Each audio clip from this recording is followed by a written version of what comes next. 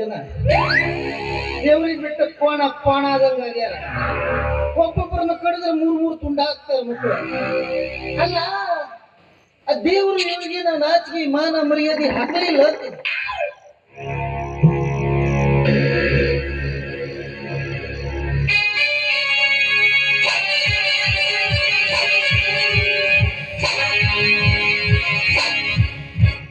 ಏನೋ ಕಾರಬಾರೆ, ಏನೋ ಬಾಯಿಗೆ ಬಂದಂತ ಬೊಗಳ್ತಾ ಇದೀಯಾ? ಏನು ಬೊಗಳ್ತಾ ಇದೀಯಂತ ಸರಿಯಾಗಿ ಹೇಳಲೆ. ಹೊಗಳಾಕತ್ತೀಲ್ರಿ ದೇಸಾಯರ, ನಿಮ್ಮನ್ನ ಹೊಗಳಾಕತ್ತೀನಿ. ಅಲ್ಲ ದೊಡ್ಡಪ್ಪ ದೇಸಾಯಿ ಅವ್ರ ಪಟ್ಟಿಯಾಗ ಎಂತ 3 ಜನ ಮಕ್ಕಳು ಹುಟ್ಟು ಬಿಟ್ರಿ ನೀವು. ಅಬ್ಬಾ ಬಾಬಾ, ಒಬ್ಬೊಬ್ರು ಒಂದೊಂದು ಹುಟ್ಟಿದ್ದಂಗ. ಅಲ್ಲ ನೀವು ಹುಟ್ಟುವಾಗ ಅಣ್ಣ ತಮ್ಮಂದಿರಾದ್ರೂ ಒಳ್ಳೆ ಸ್ನೇಹಿತರಂಗ ಒಟ್ಟಿಗೆ ಯಾವ ಭೇದ ಇಲ್ಲದೆ ಹೆಂಗಿರ್ತೀರಿ. ನಿಮ್ಮನ್ನ ನೋಡ್ತಿದ್ರ ನನಗ ಹಾಲು ಕುಡಿದಷ್ಟು ಸಂತೋಷ ಆಗ್ತೈತಿ ನೋಡಿ.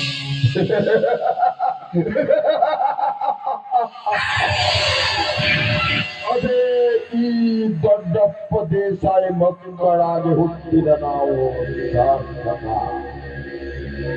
ಅಂದಂಗೆ ನೋಡ್ಕಾರ್ಬಾರಿ, ನಿನ್ನನ್ನು ನಾವು ಮನೆಯ ಆಳೆಂದು ತಿಳಿದುಕೊಂಡಿಲ್ಲ. ನಿನ್ನನ್ನ ನಮ್ಮ ಮನೆಯಲ್ಲೇ ಒಬ್ಬನೆಂದು ನಾವು ತಿಳಿದುಕೊಂಡಿದ್ದೇವೆ. ಅಂದಾಗೆ ಕಾರ್ಬಾರಿ, ನಾನೊಂದು ಮಾತು ಕೇಳ್ತೀನಿ, ಸರಿಯಾಗಿ ಉತ್ತರ ಕೊಡುವಿಯಾ? ಕಾರ್ಬಾರಿ, ನಂದು ಹಾಗೂ ಅವರ ನಂಜುಂಡನಾಡ ಗೌಡನ ಮಧ್ಯೆ ನಡೆಯುತ್ತಿರುವ ವೈರತ್ವವನ್ನು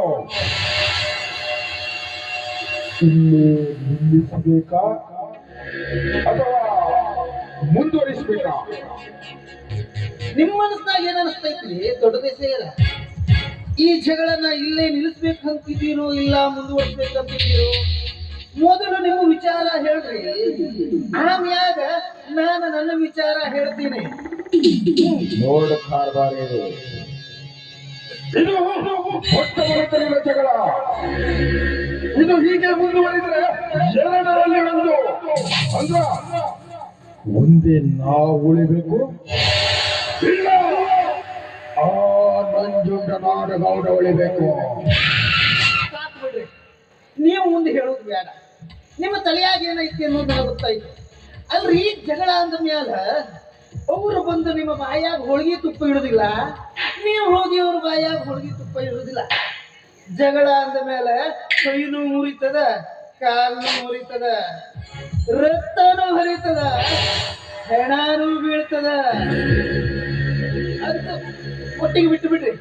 ಈಗ ಈ ಜಗಳ ಮುಂದುವರಿಸ್ತಿರೋ ಇಲ್ಲ ಇಲ್ಲಿಗೆ ನಿಲ್ಲಿಸ್ಬಿಡ್ತಿರೋ ಅಷ್ಟ ಹೇಳ್ರಿ. ನಾನು ಅದನ್ನೇ ನಿನ್ನ ಹತ್ರ ಕೇಳಕತ್ತೀನಿ. ನೋಡ್ ಕಾರ್ಬಾರಿ, ಎಷ್ಟೇ ಆದ್ರೂ ವಯಸ್ಸಿನಲ್ಲಿ ನೀನು ಹಿರಿಯವನು. ಅದಕ್ಕಾಗಿ ನೀನೇ ಇದಕ್ಕೆ ಸೂಕ್ತ ಉಪಾಯವನ್ನು ಹೇಳು. ಅಲ್ರಿ, ಇದು ಸಣ್ಣಾಟದ ವಿಚಾರ ಅಲ್ರಿ. ಏನಾದ್ರೆ ಹೆಚ್ಚು ಕಡಿಮೆ ಆಯ್ತು ಅಂದ್ರ ನಾಳೆ ಗೋಡೆಯನ್ನು ಊಟ ಬಂದು ನಮ್ಮ ಬೆನ್ನಿಗೆ ಬಿಡದಂಗ ಆಗ್ತೈತಿ.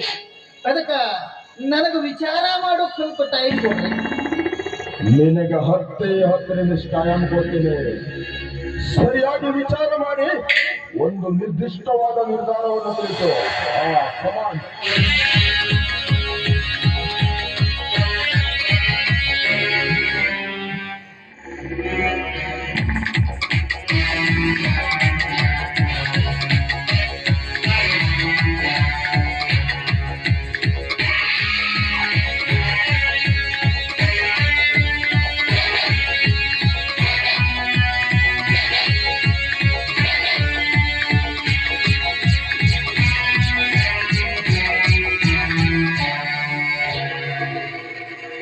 ದೊಡ್ಡವ್ರ ಮನೆ ಜಗಳ ಐತಿ, ಹಂಗ ನಿಂತೋಗ್ಬಿಟ್ರ ಅಲ್ಲ. ಕಷ್ಟಪಟ್ಟು ಆ ನಾಡುಗೌಡನ ಮನೆತನಕ್ಕೂ ಈ ದೇಸಾಯಿ ಮನೆತನಕ್ಕೂ ಬೆಂಕಿ ಹಚ್ಚೇನಿ. ಆ ಬೆಂಕಿ ಹಂಗ ನಿಂತೋಗ್ಬಿಟ್ರ ಈ ಕಾರ್ಬಾರಿ ಹೆಂಗ್ ಬದುಕ್ಬೇಕಪ್ಪ? ಹೆಂಗ ಬದುಕಬೇಕ? ಒಂದು ಇವ್ರ ಹೆಣನಾರ ಬೀಳ್ಬೇಕು, ಇಲ್ಲ ಅವ್ರ ಹೆಣನಾರ ಬೀಳ್ಬೇಕು. ನಡಮಧ್ಯದಾಗ ಈಗ ಕಾರವಾರಿ ಜೀವ ಜೋಪಾನವಾಗಿರ್ಬೇಕು ಅಂತ ಈ ಬೆಂಕಿ ಉರಿತಾನ ಇರಬೇಕು. ನಾನು ದೂರದಿಂದ ಈ ಬೆಂಕಿಗೆ ತುಪ್ಪ ಸುರಿತಾನ ಇರಬೇಕು.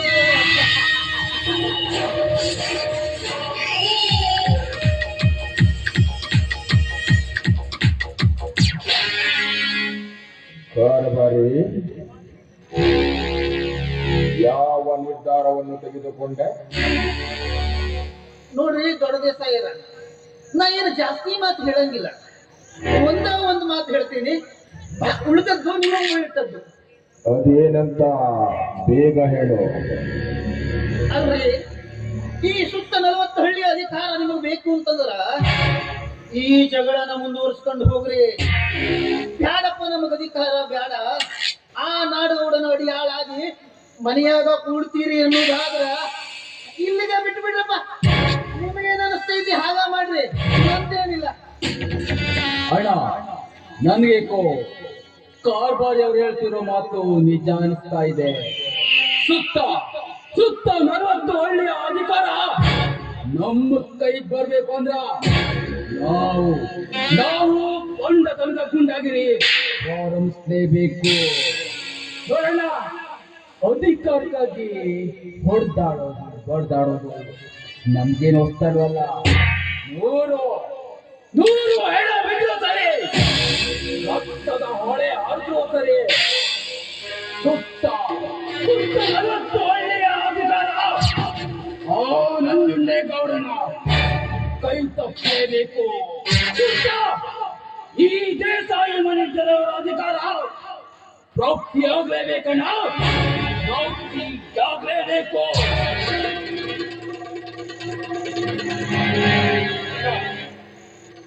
ನೀಲಕಂಠಣ್ಣ ಹೇಳೋ ಮತ್ತು ನಿಜನೇ ಇದೆ. ನಾವು ಈ ಊರಿನಲ್ಲಿ ಬದುಕಬೇಕು ಅಂತಂದ್ರೆ ಅಧಿಕಾರ ಇರಲೇಬೇಕು. ಇಲ್ಲದೆ ಹೋದ್ರೆ ಕೈಯಲ್ಲಿ ಬಣ್ಣ ಕೊಟ್ಟು ಸುಮ್ಮನೆ ಮನೆಯಲ್ಲಿ ಕುಳಿತಿರುವಂತ ಪರಿಸ್ಥಿತಿ ನಮ್ಮದಾಗಬಹುದು. ಏನು ಕಡಿಮೆ ಆಗಿದೆಯಲ್ಲ, ಸಾವಿರಾರು ಎಕರೆ ಆಸ್ತಿ ಪಾಸ್ತಿಗಳಿವೆ. ಹೀಗಿರ್ಬೇಕಾದ್ರೆ ನಾವೇನ್ ಭಯ ಪಡ್ಬೇಕು? 100 ವರ್ಷ ಬಾಳೋಕ್ಕಿಂತ 3 ವರ್ಷ ಹುಲಿಯಾಗಿದ್ದಾನ. ಇದಕ್ಕಂತಾರ ಅಪ್ಪ ಹುಟ್ಟಿದ ಮಾತಂತ.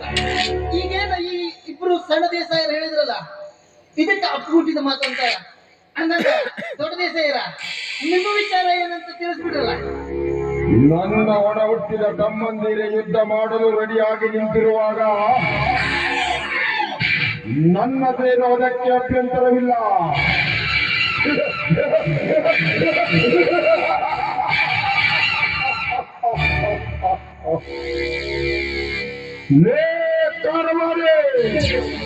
ನನ್ನ ತಮ್ಮಂದಿರು ಹೇಳಿದ ಮಾತಕ್ಕೆ ನಾನೊಂದು ವಿರುದ್ಧವಾಗಿ ನಡೆಯುವುದಿಲ್ಲ. ಅವರ ಯುದ್ಧಕ್ಕೆ ಹೇಳ್ಕೊಂಡು ನಿಂತಾಗ ನಾನು ಅದಕ್ಕೆ ಸಾಥ್ ಕೊಟ್ಟೇ ಕೊಡುತ್ತೇನೆ. ನಮ್ಮ ಆಸ್ತಿ ಪೂರ ಮಾರಾಟ ಇಲ್ಲ. ಓ ನಂಜುಂಡನಾಡ ಗೌಡನ ಹೆಣ ನನ್ನ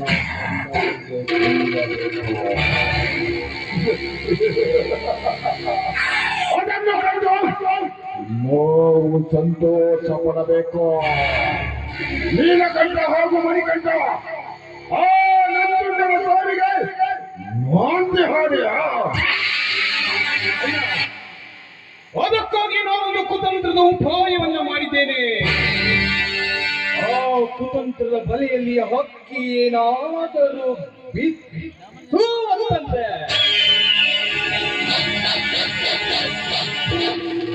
ನಂಜುಂಡ,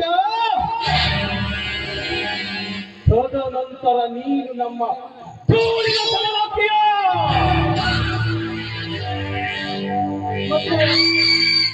ನೀವ್ಯಾವ ಹೊಸ ಕುತಂತ್ರ ಮಾಡಿದ್ರಿ ಸಣ್ಣ ದೇಸಾಯ?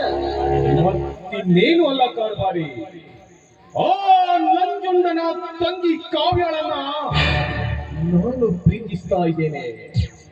ಅವಳು ಸಹ ನನ್ನ ಪ್ರೀತಿಗೆ ಒಪ್ಪಿಕೊಂಡಿದ್ದಾಳೆ.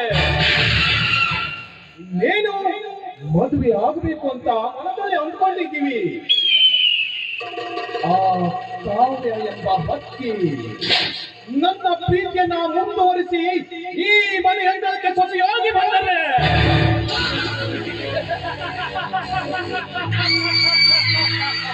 ಓ ಬಂದ್ಬಿಟ್ಟು ನಮ್ಮ ದೇಸಾಯಿ ವಂಶದ ಪ್ರತಿಯೊಬ್ಬರ ಹಿಡಿಬೇಕಾಗುತ್ತೆ.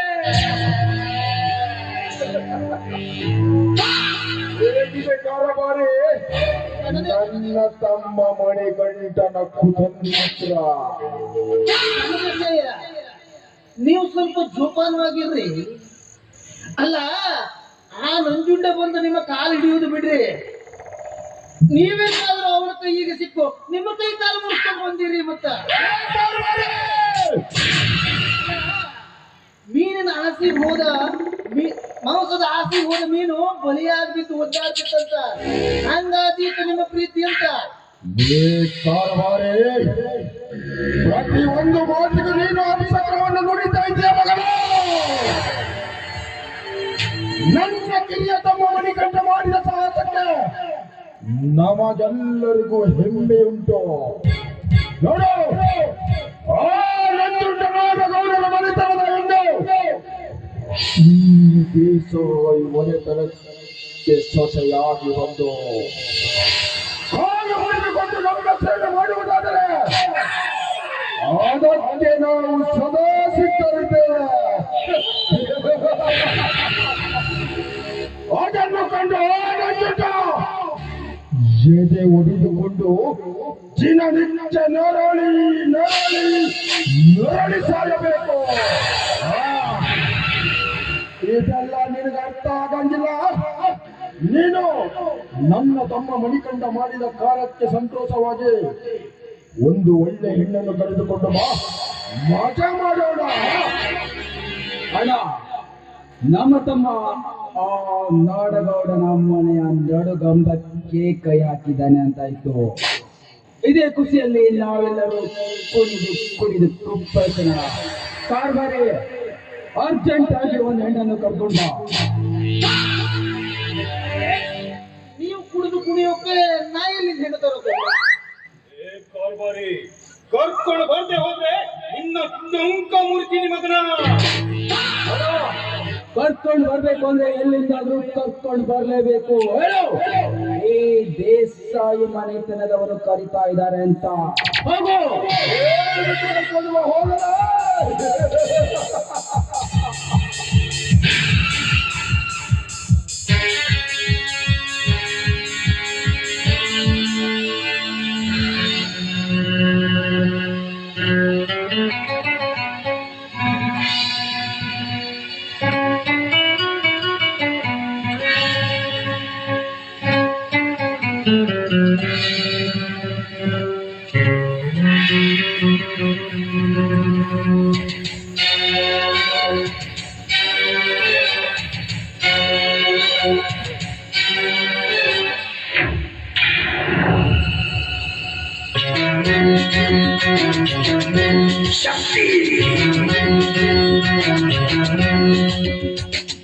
ರಂಭೆ ಶ್ರೀವಯ್ಯಾರದ ರಂಭೆ, ಗೊಂಬೆ ನಾಗರಪುರದ ಗೊಂಬೆ, ನನ್ನ ತವರೂರು ಆ ಗೊಂಬೆ, ಅಲ್ಲಿಂದಲೇ ಬಂದ ದಾಳಿಂಬೆ, ಬಂದಿದೆ ನನ್ನ ಬಳಿಯಲ್ಲಿ ಅಪರೂಪದ ಒಡವೆ, ಯಾರಿಗೆ ಬೇಕಾಗಿದೆ ನಾನೀಗಲೇ ಕೊಡುವೆ. ರಂಭೆ ಶ್ರೀವಯ್ಯಾರದ ರಂಭೆ, ಗೊಂಬೆ ನಾಗರಪುರದ ಗೊಂಬೆ.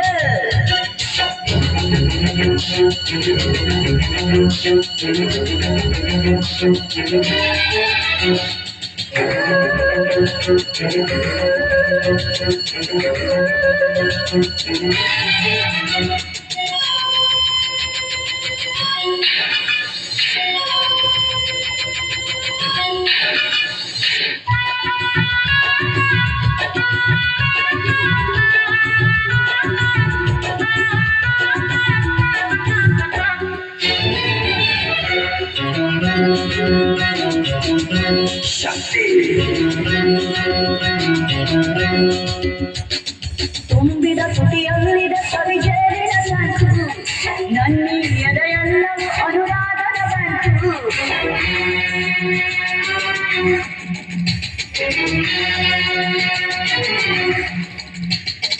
ಅಂದಕ್ಕೆ ಸೌಂದರ್ಯಕ್ಕೆ ನಾವೊಂದರಂಟು ಎಲ್ಲರ ಮನದಾಸೆಗೆ ನಾನಾಗುವ ನಿಂತು ಸಂತೋಷ ಇದರಲ್ಲೇ ಸ್ವರ್ಗ ಕಣ್ಣೆದುರಲ್ಲೇ ಎಲ್ಲರೂ ನಾವಲ್ಲೇ ಏನೇನು ಕೊಡಬಲ್ಲೆ ಸಂತೋಷ ಇದರಲ್ಲೇ ಸ್ವರ್ಗ ಕಣ್ಣೆದುರಲ್ಲೇ ಎಲ್ಲರೂ ನಾವಲ್ಲೇ ಏನೇನು ಕೊಡಬಲ್ಲೆ ಕೊಟ್ಟಾಗ ಕೋಲಾಹಲ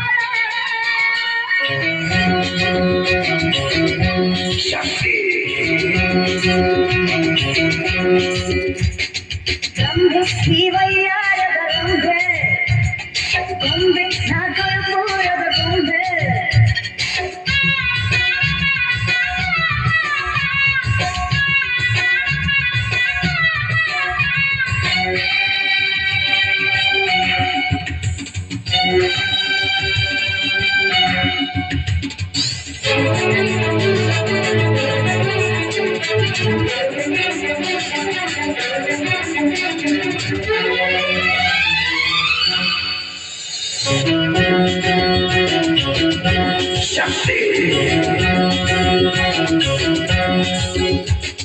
ಹುಣ್ಣಿಮೆ ಬೆಳದಿಂಗಳು ಮೈ ತುಂಬಿದ ಹೆಣ್ಣು ಗುಂಪಲ್ಲಿ ಎಲ್ಲರಿಗೂ ನನ್ನ ಮೇಲೆ ಕಣ್ಣು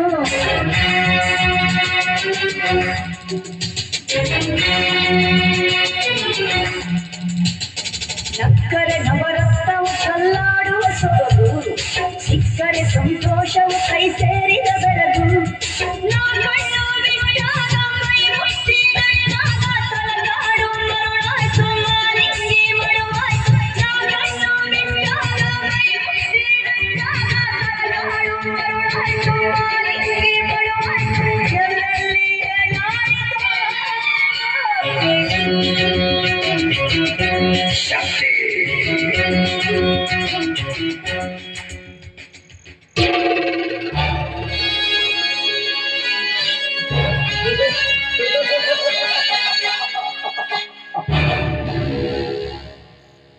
ಕಾರಬಾರಿ ಲೇ ಕಾರಬಾರಿ!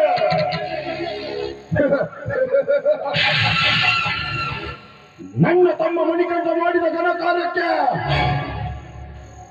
ಆ ನಂಜುಂಡ ಬೀದಿಯಲ್ಲಿ ನಿಂತು ಬಿಚ್ಚಬೇಕು.